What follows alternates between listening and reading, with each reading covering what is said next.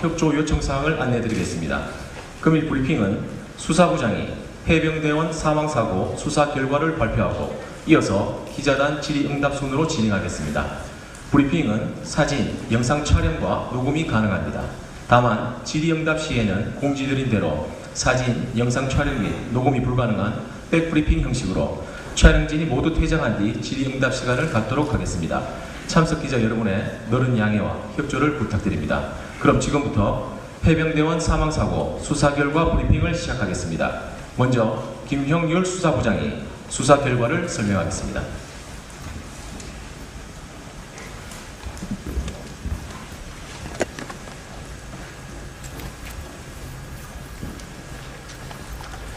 안녕하십니까. 경북경찰청 수사부장 김형률입니다. 지금부터 해병대원 사망사고 관련 수사 결과를 발표하도록 하겠습니다. 먼저 작년 7월 19일 실종자 수색 중 급류에 휩쓸려 순직하신 고 해병대원과 그 유가족분들께 깊은 애도와 위로의 말씀을 드립니다.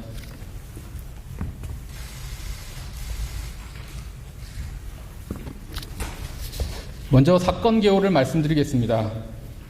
작년 7월 19일 9시 1분경 예천군 보문교 일대 산사태로 발생된 실종자들을 수색하던 해병대원이 급류에 휩쓸려 같은 날 23시경 고평교 하류에서 심정지 상태로 발견된 사건입니다.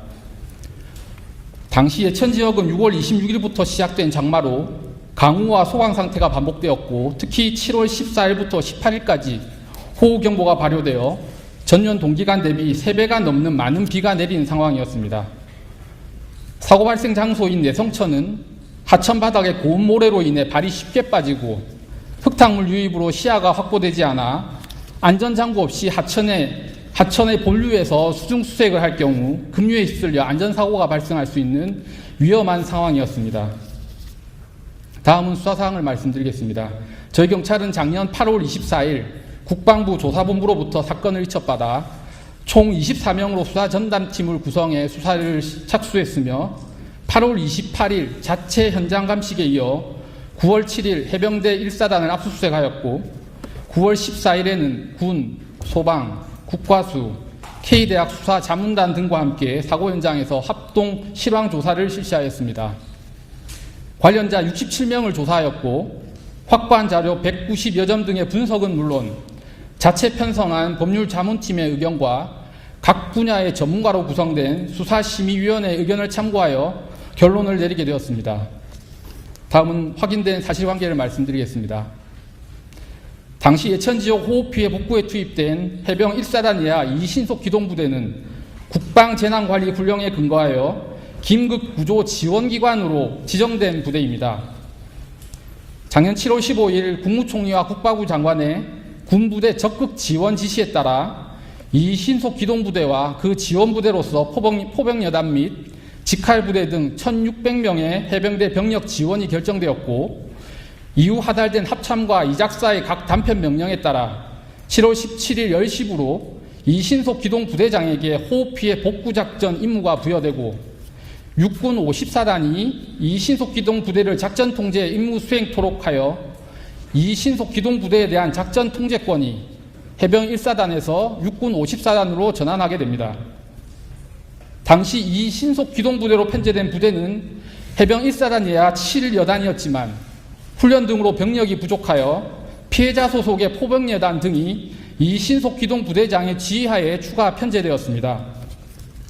당시 경북 북부 지역에는 해병대가 투입되기 전부터 육군 54단장의 작전 통제하에 육군 120여단과 123여단이 할당받은 지역에서 각 여단장의 책임하에 실종자 수색과 복구 작전을 하고 있었고 육군 54단장은 이 신속기동부대장인 7여단장에게 예천 지역을 할당해 현지 지자체와 소방 등과 협의해서 임무 수행토록 지시하였습니다. 이에 7여단장은 현지 소방 측과 3차례 협조회의를 하였고 그 결과 수중수색은 소방에서 수변수색은 해병대에서 각 담당하되 수변수색은 물속에 들어가지 않고 수변에서 유관으로 수색하기로 하였으며 권역별 부대 할당과 수색 방법은 해병대 자체적으로 판단해 시행하기로 하였는데 이 회의에 피해자 소속의 포병여단 지휘관들은 참석하지 못한 사실이 확인되었습니다. 사건의 핵심인 실종자 수색 지침 관련해서 작전 당일인 7월 18일 5시경 7여단장은 현장 지휘소에 소집된 대대장 등 현장 지휘관들에게 전날 소방 측과 협의된 작전 지역 설명과 함께 수변 수색 작전은 물속에 들어가서 하는 게 아니라 물가에서 육안으로 수색하는 것이라는 취지의 수색 지침을 교육하고 각 대대별 책임 지역에 대한 사전 지형 정찰과 위험성 평가를 실시하도록 하였습니다. 이후 하천 일대 위험성을 보고받고 6시 44분경 수변 정찰 시 안전하게 진행하되 무리하게 하천에 접근하지 말고 위험한 지역은 도로 정찰 위주로 하라고 재강조하기도 하였습니다. 그런데 6시 54분경 포 11대대장이 소방 측 현장 책임자로부터 도로 정찰은 이미 했으니 해병대는 수변 아래 정찰을 해주었으면 좋겠다는 취지의 전화 요청을 받았고, 이를 보고받은 7여단장은 7시 3분경 도로 정찰 위주지만 각 제대별 판단해서 장화 깊이까지 들어가려는 노력은 필요할 듯하다는 지시를 하였고, 7시 10분경에는 현장에서 판단해서 위험한 구간은 도로 정찰하고 장화로 가능한 부분은 지원하라는 지시를 하였습니다. 즉 수준이 아닌 수변에서 장화 높이까지 들어갈 수 있다며 그 한계를 설정해 지시하였고, 이는 사고 당일 지속된 수색 지침으로 실제 보병인 7여단은 이 지침대로 수색을 하였습니다. 그러나 이와 달리 포병여단은 7월 18일 21시 30분경 자체 결산 회의에서 회의를 주재하던 선임 포 11대대장이 내일 우리 포병은 허리까지 들어간다, 다 승인받았다 라고 사실상 수중수색으로 오인케 하는 지시를 임의로 함으로써 다음날 9시 1분경 피해자 소속 포 7대대가 허리 높이의 수중수색을 하던 중 사고가 발생한 것으로 확인되었습니다. 다음은 수사 결과를 말씀드리겠습니다. 업무상 과실치사의 공동정범으로 혐의가 인정된다고 판단한 대상자는 총 6명으로 당시 이 신속기동부대장인 7여단장과 포 11대대장, 포 7대대장, 그리고 포 7대대 본부중대장과 본부중대 소속 수색조장 및 포병여단 분수과장입니다. 먼저 포 11대대장은 포병여단장의 부재로 인해 포병여단 선임대대장으로서 상급부대의 수색 지침을 임의로 변경하여 포병여단 수색에 혼선을 주는 등 위험을 창출하면서 그에 따른 위험성 평가 및 안전대책을 수립하지 않은 책임이 있습니다. 포 7대대장, 본부중대장, 본부중대 수색조장, 포병여단 군수과장 등 4명은 포 11대대장이 변경 지시한 수색 지침이 명백히 위험하다는 것을 인지하고 예견하였으면 상부에 확인하여 지침을 철회 변경하거나 그에 따른 위험성 평가 및 안전성 대책을 마련하는 등 예상되는 위험 방지 노력을 했어야 함에도 이를 소홀히 한 책임이 있습니다. 이 신속기동부대장인 7여단장은 육군 54단장의 작전 지휘를 받아 예천지역 현장에 투입된 해병대의 총책임자로서 안전한 작전 수행을 관리 감독해야 할 의무가 있는데 수색 구역과 역할, 방법 등을 정하는 소방 측과의 3차례 협조회의 때 포병여단 지휘관 등을 참석시키거나 그러지 못했다면 그 회의 결과를 좀 더 상세하고 정확하게 설명 지시하거나 기상 상황과 부대별 경험 등을 고려해 부대를 배치하는 등 세심하게 관리 감독을 하였어야 함에도 이를 소홀히 한 책임이 있습니다. 특히 수색 지침에 대한 불명확한 설명과 소통의 부족, 소극적인 지시 등이 종합적으로 합쳐져서 포 11대대장의 임의적인 수색 지침 변경에 영향을 미쳤다고 판단을 하였습니다. 저희 내부 논의 과정에서 비록 관리 감독을 소홀히 한 부분이 있다 하더라도 사망의 결과 사이의 인과관계를 인정하기 어렵다는 의견도 있었으나 당시 여러 상황 등을 종합적으로 고려해 볼 때 그 책임 유무에 관한 법원의 판단을 받아볼 필요가 있다고 최종 결정을 하였습니다. 다음으로 혐의가 인정되지 않는다고 판단한 대상자는 총 3명으로 해병 1사단장과 국방부 조사본부에서 재차 이첩되어 올 때 혐의자에서 빠진 간부 2명입니다. 먼저 포 7대대 정보과장과 통신소대장 등 간부 2명은 평소 지휘체계와 다르게 수색조가 편성된 상황에서 포 7대대 본부중대장으로부터 임무를 부여받지 않아 둘이 함께 수변에서 실종자들을 수색하던 중 사고 현장 부근에서 피해자 소속 수색조와 합류했던 것으로 포 7대대 간부였지만 안전통제 임무가 주어지지 않았고 병사들과 같이 수색 대원으로 수색 역할을 한 것이 확인되었으므로 달리 혐의 인정하기 어려워 무혐의 판단하였습니다. 다음은 해병 1사단장의 혐의와 관련된 판단입니다.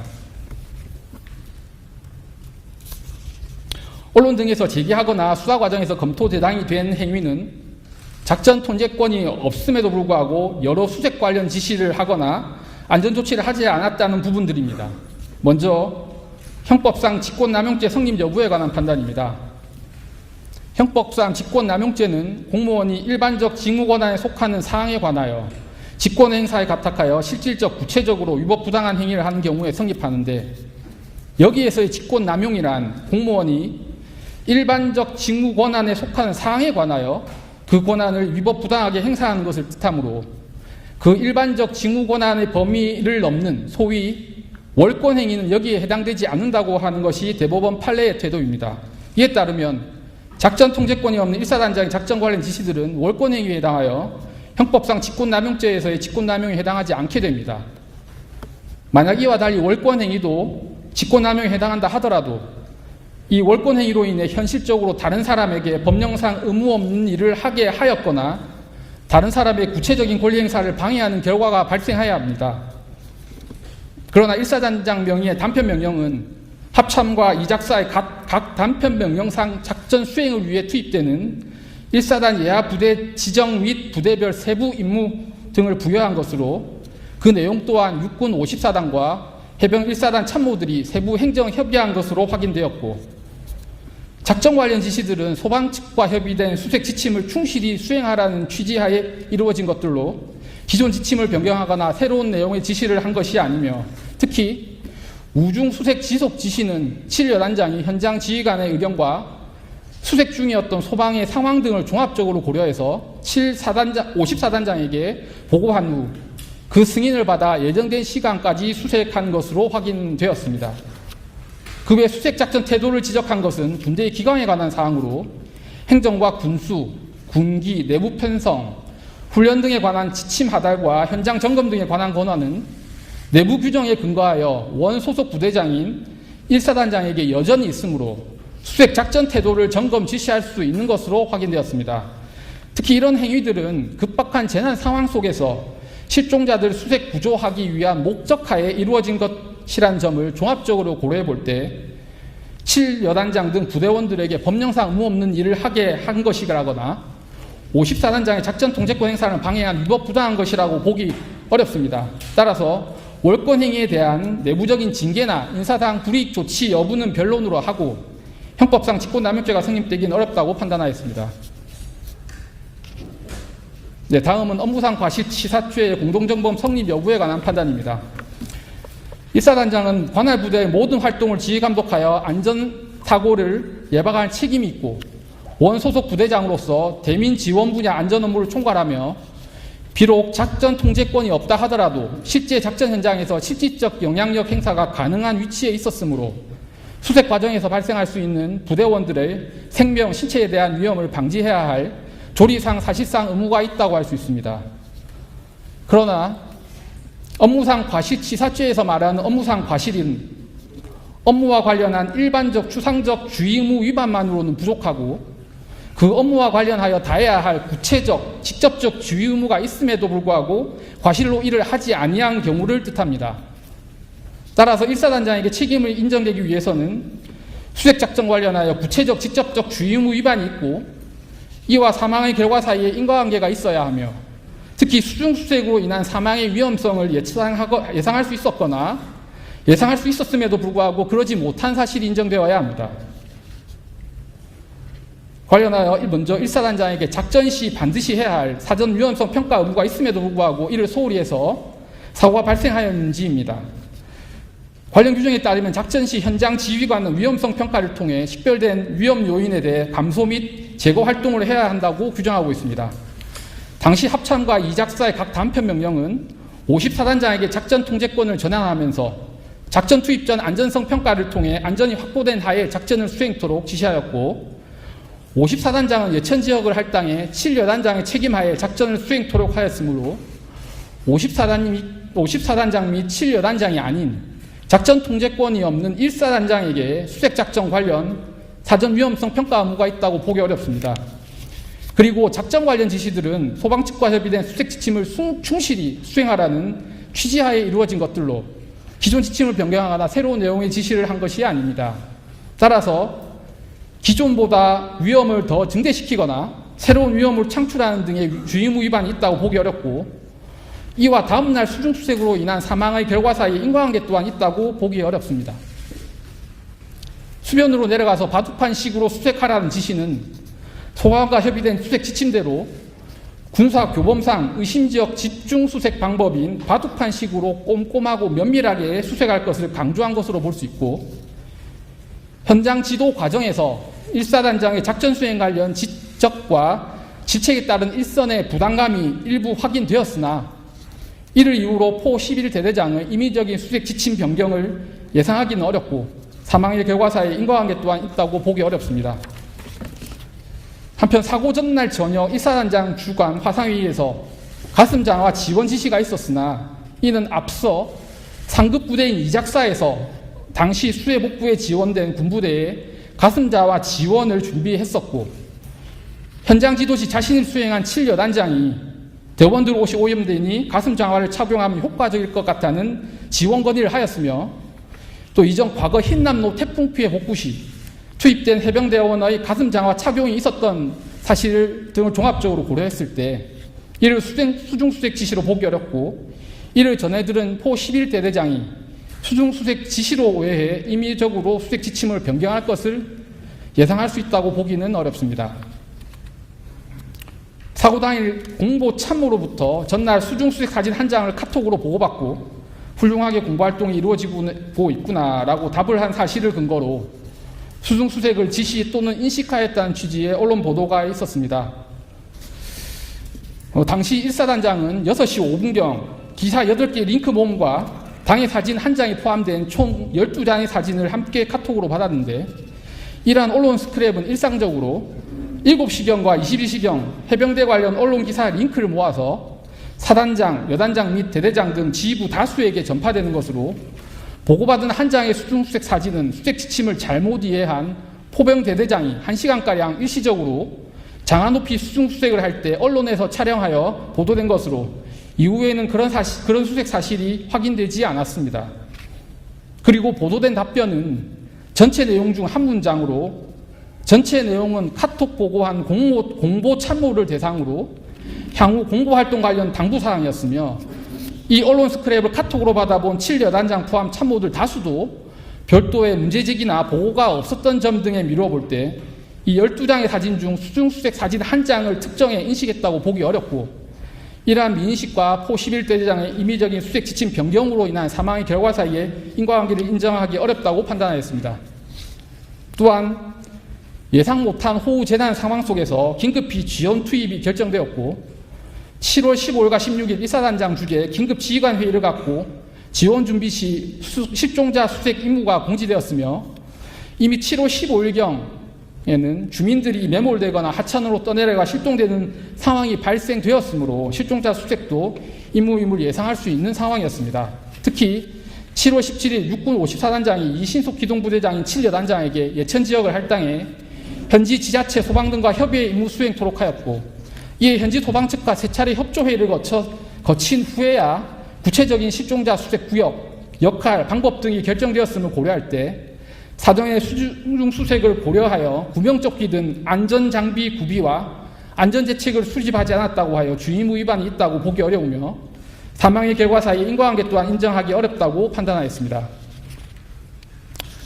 결론적으로 해병대원 사망사고는 포 11대대장의 사실상 수중수색으로 오인케 하는 지시가 그 직접적 원인으로 7여단장으로부터 보고받은 수색 지침을 변경하거나 새로운 내용의 지시를 한 사실이 없는 점, 7여단장과 달리 포 11대대장과 직접 소통하고 지시하는 관계가 아니었던 점, 그리고 그런 사실도 확인되지 않는 점, 작전 수행 관련 지적과 질책을 이유로 포 11대대장이 임의적으로 수색 지침을 변경하는 것을 예상하기 어려운 점, 포병부대 수색 지침 변경이나 그 징후 및 일부 수중수색 사실을 보고받거나 인식한 사실이 확인되지 않고, 이러한 미의식과 사망사고 사이 인과관계를 인정하기 어려운 점 등을 종합적으로 고려하여 일사단장에게 업무상 과실치사의 책임을 묻기는 어렵다고 최종 판단하였습니다.